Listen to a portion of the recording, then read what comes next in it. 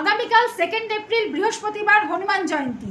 কিভাবে পুজো করলে বজরংবলীর কৃপা পাওয়া যায় এবং তার থেকে মনের ইচ্ছা পূরণ করা যায় সেটা আজকে তোমাদের সাথে শেয়ার করব। তবে সেটা জানার আগে আমার চ্যানেলটা সাবস্ক্রাইব করে ভিডিওটা একটা লাইক করে দেবে। সকালবেলা স্নান করে শুদ্ধ বস্ত্রে লাল রঙের কাপড় পরতে পারলে সবচেয়ে ভালো হয়।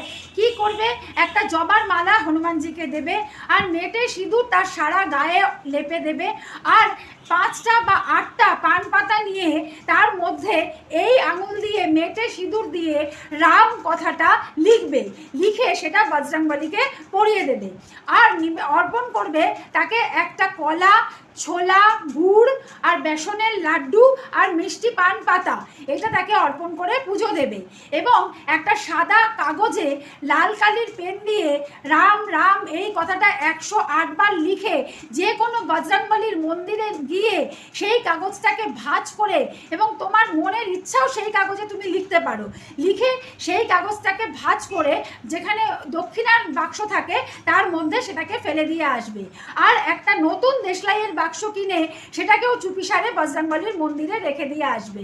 দেখবে তোমার মনের ইচ্ছা বজরংবলীর কৃপায় কিভাবে পূরণ হচ্ছে।